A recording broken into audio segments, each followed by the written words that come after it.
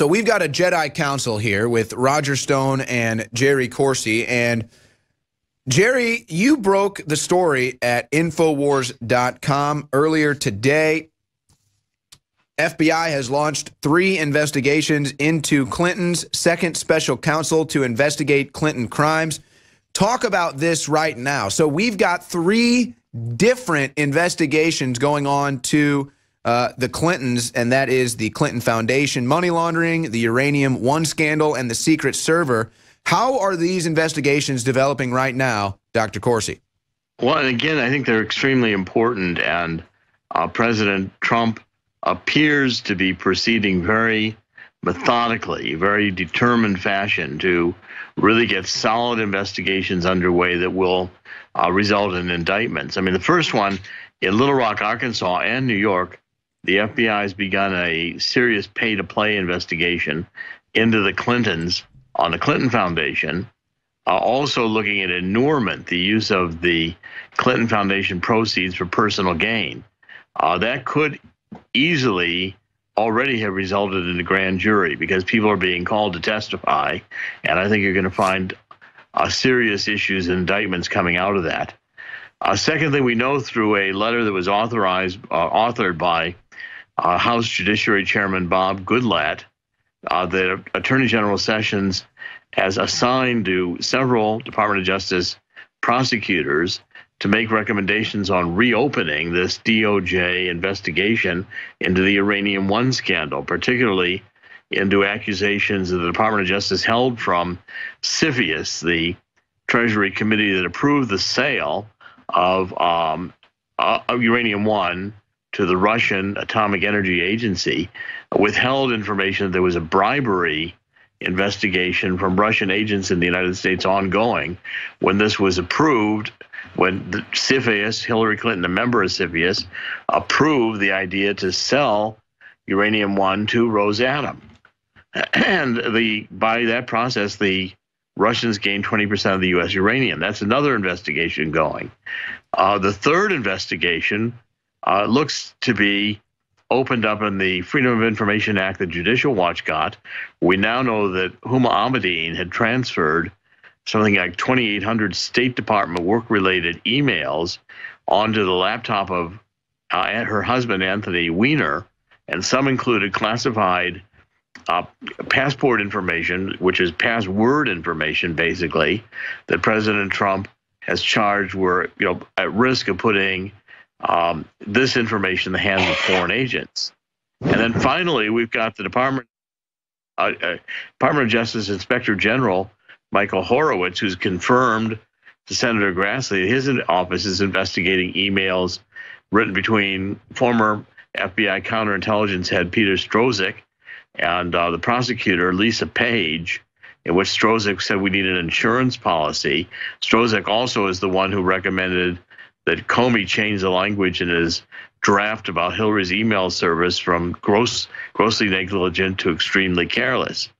Now, these are 4 investigations, and Charles Ortel, a very close friend and a very thorough researcher, as pointed out, is also includes some investigations going on right now in Australia, in which the Australian government is really concerned that something like $80 million was transferred to the Clinton Foundation in a fraudulent fashion, including money that went to the Clinton HIV/AIDS initiative. This is, very serious. These are very serious accusations, and foreign investigations could also prompt further investigations in the United States.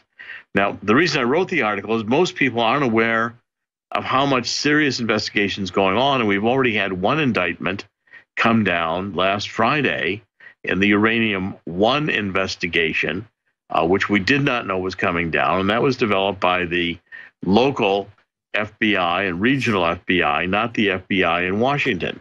Now, these are major developments because what they indicate to me is that below the surface, there is already starting the Trump counter-revolution, which is going to result in major, I think, indictments coming down against a wide range of figures, including some formerly very high officials of the government, including Secretary of State Hillary Clinton.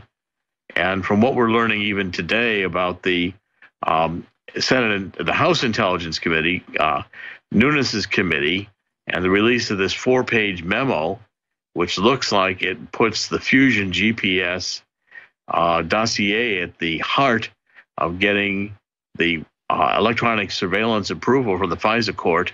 Now, I have to interrupt you. I'm sorry. I have to interrupt you here, Dr. Corsi. Is that is that the same classified report that Ron DeSantis was saying need to be released to the public today that hadn't been released, or is this a different one? This is the one that just came out today that DeSantis is talking about. Okay, also, so now this is actually key here. Now, yes, this story came out this morning. FBI chief of staff to testify before House members on Clinton probe. Now, they talked to the Bureau's chief of staff, James Rybicki, and the topic of that conversation was, as Dr. Corsi was mentioning earlier, why former director James Comey did not recommend criminal charges against failed presidential candidate Hillary Clinton. So that meeting goes down. Then Ron DeSantis goes to Twitter and says, the classified report compiled by House Intelligence is deeply troubling and raises serious questions about the upper echelon of the Obama DOJ, Bruce Orr, and Comey's FBI as it relates to the so-called collusion investigation. Are we finally starting to see all the puzzle pieces come together here, Dr. Corsi? I really think so. And because now just take a look. You've got the Department of Justice engaging the FBI at local levels of investigations. You've got the Inspector General of the Department of Justice, and you've got the various intelligence and justice committees in Congress all beginning to release indictments and very serious information of a criminal nature. It's all coming down. It's a 180 degree. They thought they were going to get Trump on all this. It looks like it's going to be Hillary and James Comey. We're going to have more of that on the other side. Welcome back to the War Room. You're with Dr. Jerry Corsi, the Washington Bureau Chief of InfoWars, and perhaps one of the very best, certainly the most dogged investigative reporters working today. He's just given you groundbreaking news about a new focus on the Clintons in this administration. But I'd now like to get to the topic that interests me the most, and that is, where is Julian Assange and what is in his future? Dr. Corsi was one of the first journalists in the country to suss out the importance of QAnon as a source and to begin to put together the puzzles of exactly what's going on. So, Dr. Corsi, take it away.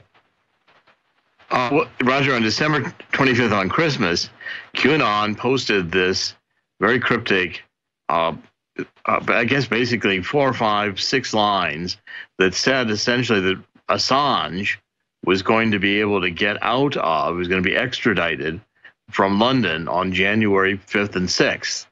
And the details were given in this that were enough for me to take it seriously. I began looking at it and began realizing that the stage had been set. Because in fact, in your case, your district case, court case, President Trump sent attorneys from the Office of the President to argue that Assange had committed no crime because under U.S. New York Times v. Sullivan and New York Times v. U.S., it's the Pentagon Papers case, Assange had the right to publish the Democratic National Committee emails even if they were classified information and stolen. Now, we then found out after I started publishing this, and I think President Trump was following the whole case very, I think, leading the case. I think this is another really quite brilliant move by Donald Trump, that we found out that Assange had a diplomatic passport given to him. He was naturalized by Ecuador and got a diplomatic passport. And that had occurred on December 12th. Yet for 1 month, Ecuador kept it secret. Now, to me, that would be the perfect time once Julian Assange had a passport. And Julian Assange was posting on his website this music from MIA, and the song was "We Can Go Across the Borders, We Have a Passport." He was telegraphing, Julian Assange was, on his Twitter account, that he was going to get out. So what a perfect time, this window between the 12th to plan it to on January 5th, have get him outside of London, take him on a disguise, put him on trains. You don't have to have nearly the passport clearance on trains you do on airports. Get over to Paris and take the très grande vitesse, the very fast French train, to Geneva. And I believe that Julian Assange is in Geneva and has been there since the 6th of January, extracted out of London. And I point out to everybody that we have had no comments from Donald Trump saying that we're going to prosecute Assange. You know, Great Britain has said, well, they want him for this technical violation of violating essentially his bail.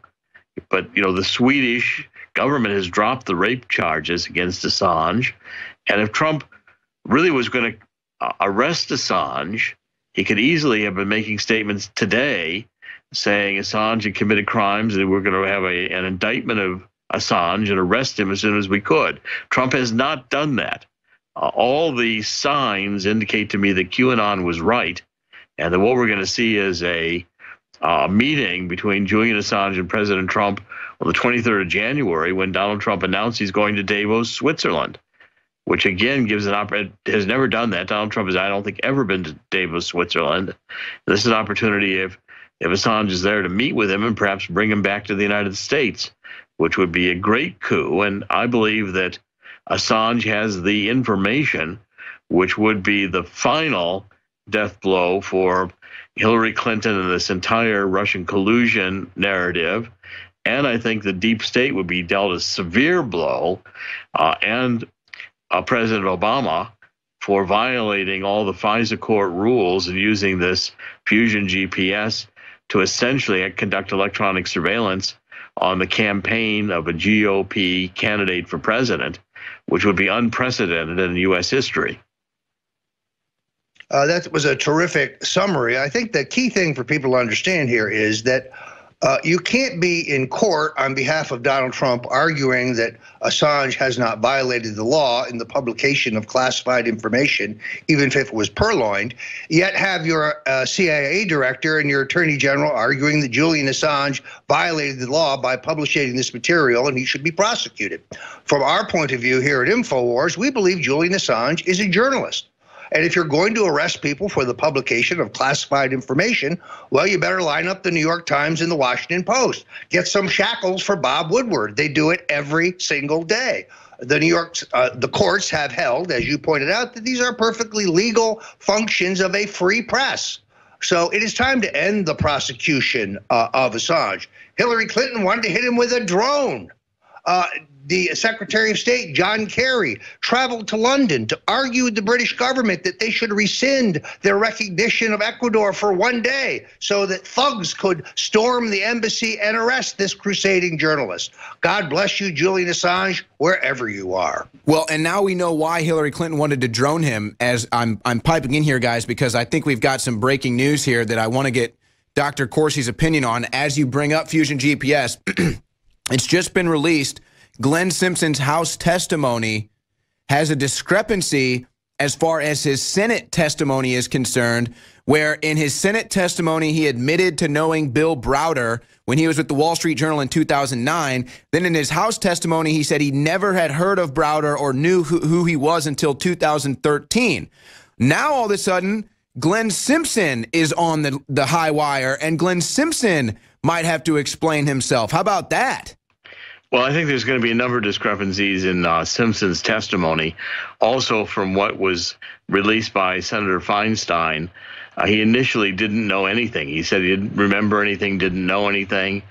I think this 4-page memo that Ron DeSantis is talking about is going to be explosive.